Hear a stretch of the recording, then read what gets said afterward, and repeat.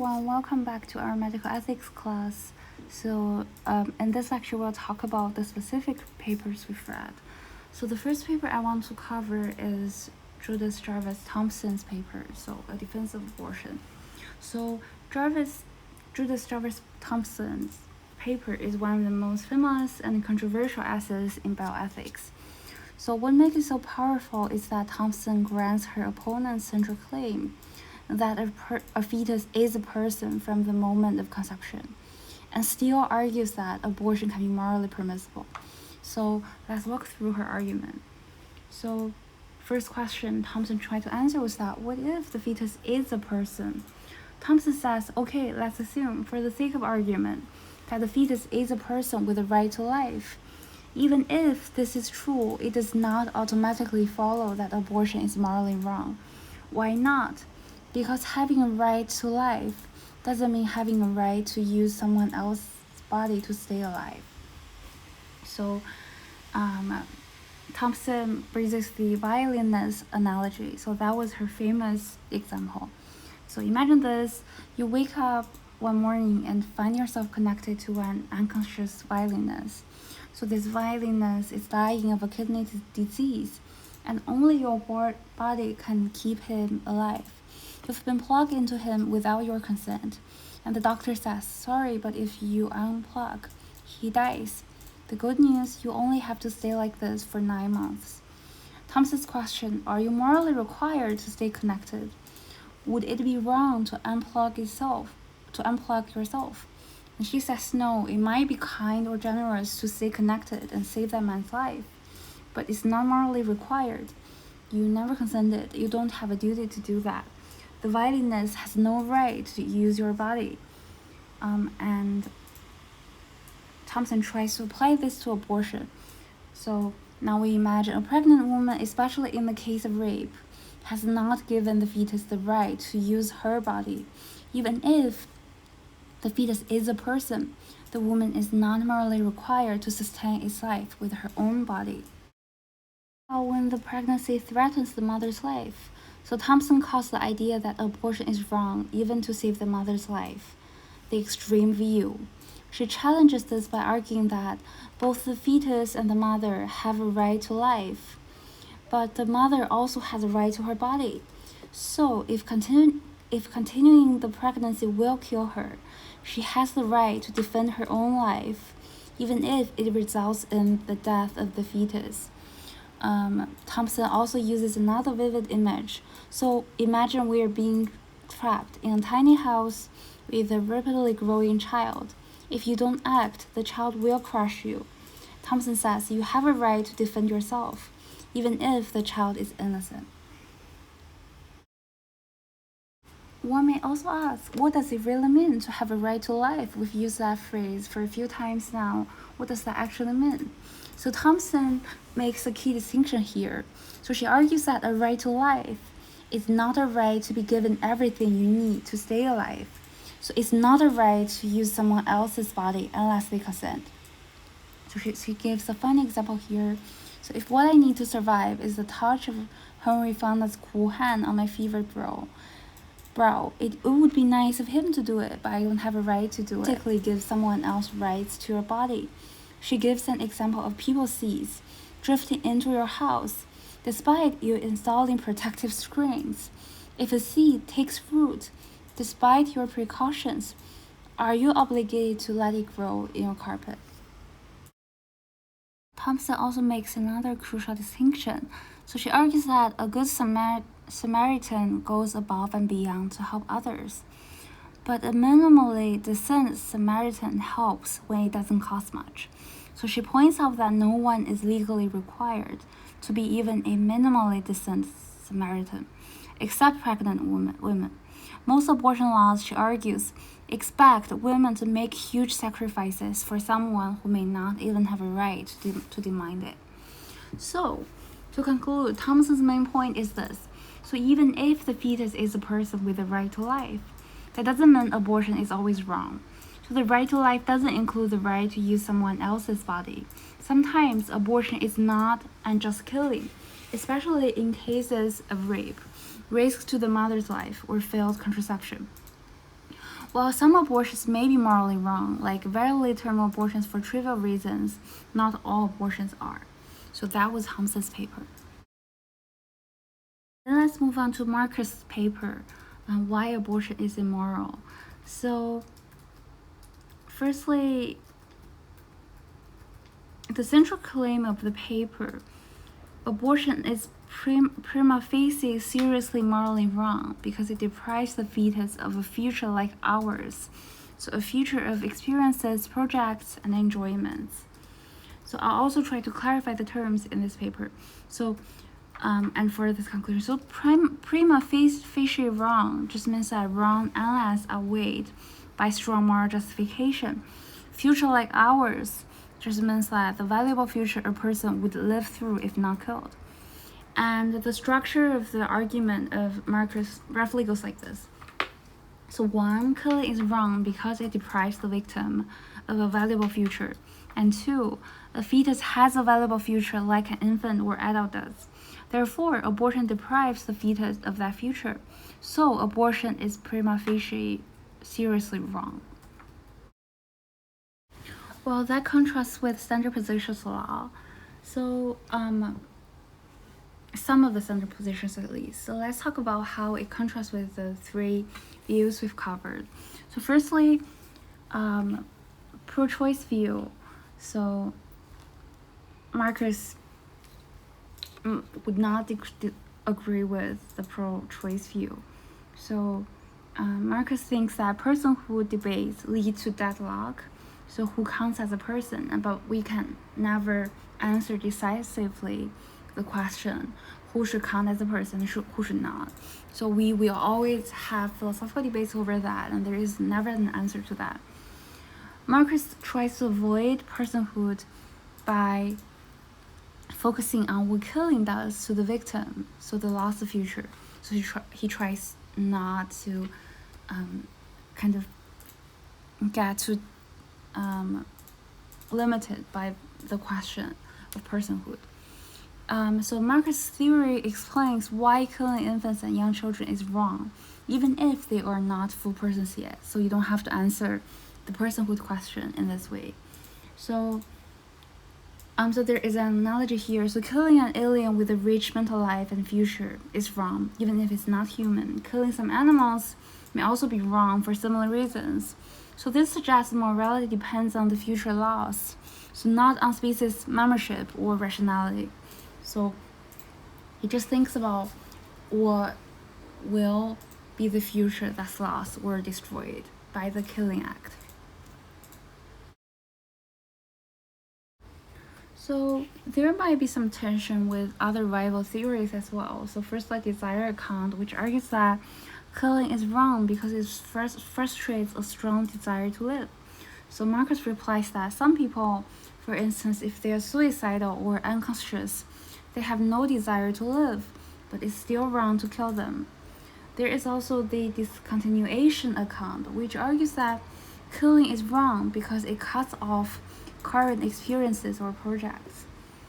And Marcus replies to that by saying that fetuses don't have projects, but they do have futures. So at the same time, Marcus concedes that abortion might be morally permissible in rare cases. So he allows the existence of certain rare cases. So for instance, early abortion before individual identity is established, or if continuing pregnancy would cause comparable harm. Marcus does not argue that contraception is immoral. Why? Because there is no identifiable subject with a future value before conception. So that was his rough point.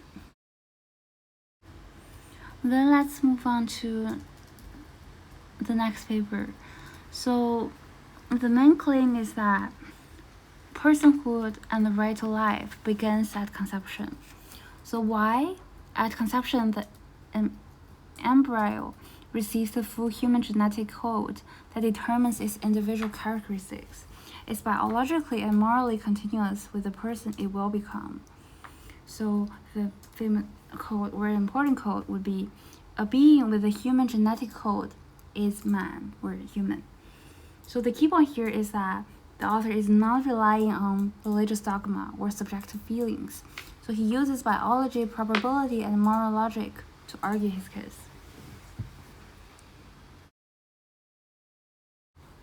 In this paper, the author also tries to critique alternative criteria. So he critiques viability, the ability to survive outside the womb. So he thinks the problem is that viability varies with technology and race. Even a newborn is totally dependent. And the second criteria he didn't like was experience, aka having memories or emotional development. So he thinks that the problem is that embryos react to stimuli early on. So a lot of different patients may lack memory, but we still treat them as human. So the challenge here is that do people who have never loved or learned count as human, right? So that seems to be wrong as well. The third criteria he didn't like was parental sentiment. So he thinks that the problem is that feelings vary widely and aren't a reliable guide to moral status. So for instance, grief for a 10-year-old may be stronger than for an infant, but that doesn't mean the infant isn't human or the infant is less human. There is also the sensory perception criteria, so which argues that the fetus lives matter because they can see or because they can feel. Well, of course, the author didn't like this as well. So he argues that this is subjective and has led to discrimination. So also, one might appeal to social recognition when determining whether a fetus should be considered as a person, and the author critiqued this as well because he thinks that societies have historically excluded slaves and the disabled and the unwanted. So they have excluded a lot of different people based on different reasons. So moral worth shouldn't depend on what society recognizes. The author also makes a positive argument here. So by saying a positive argument, it means just that he doesn't just defend and attack other theories. He didn't just defend himself and attack other theories. He also actively tried to argue for something of his own opinion. So his point was this. So he argues that conception marks a sharp increase in the probability that a human life will develop. Before conception, odds of development are extremely low, but after conception, the new being has an 80% chance of developing into a person. So he appeals to probability and scientific stuff. Why should this matter? He argues that moral reasoning often involves weighing probabilities, and he also argues that destroying a fertilized ovum equals destroying a being with an 80% chance of becoming a human person. So he used the analogy of shooting into a bush. So if there is a 4 in 5 chance someone is there, it's morally wrong. He also tries to go on and argue that moral judgments require line drawing. The line at conception is clear and not arbitrary because that's based on probabilities and biology. That's not just determined by us, and it's a pretty clear line that can give us very clear codes to follow.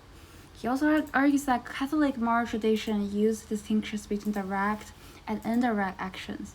So they allowed abortion as a side effect of treating an ectopic pregnancy or treating cancer, but they didn't allow abortion that has a direct intention of killing the fetus.